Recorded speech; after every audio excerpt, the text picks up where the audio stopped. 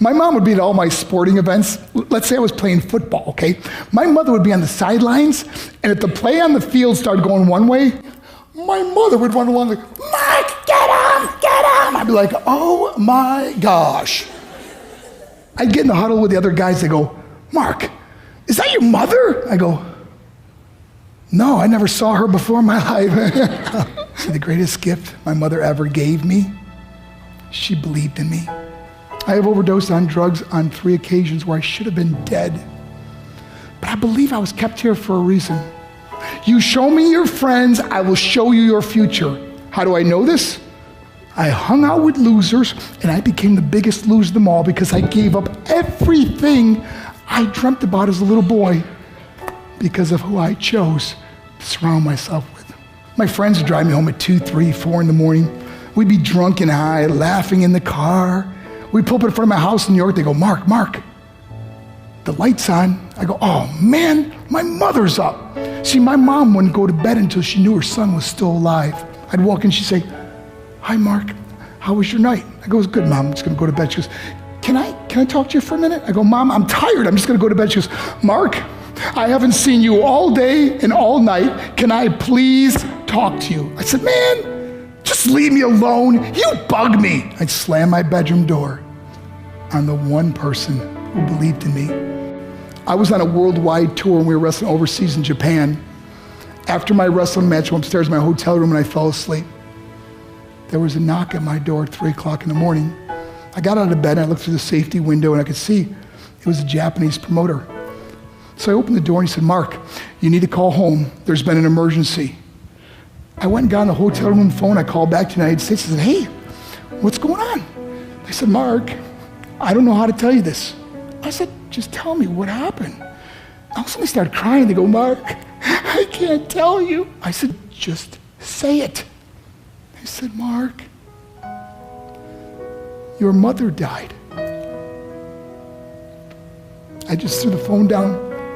I ran out of my hotel room.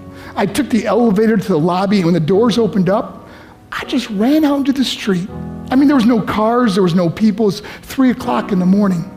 And I walked down the middle of a street in Hiroshima, Japan, and I remember looking up and just saying, Mom, I am so sorry. I flew home for her funeral, and I was so nervous to walk up to her casket, so I just stood way in the back.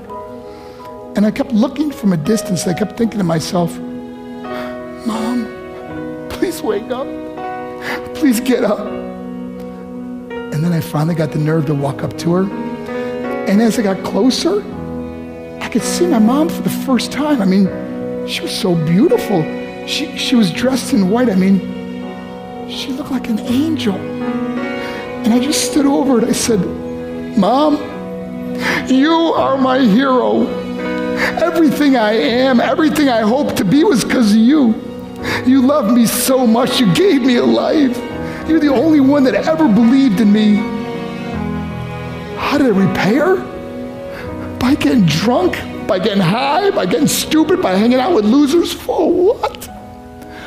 All she ever wanted to do was talk to me. I wish I could talk to you now, Mom.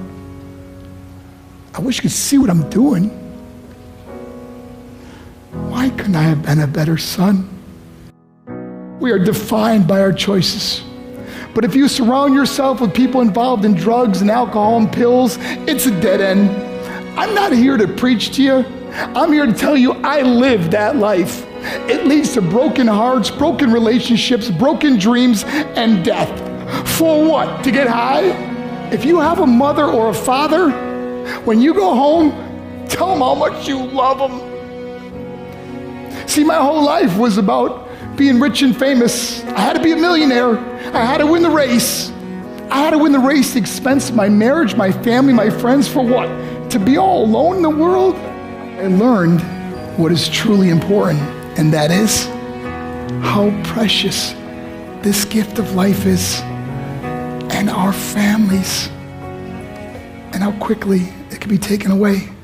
See, I no longer live in time, I live in moments. See, it's not what's in your pocket that matters.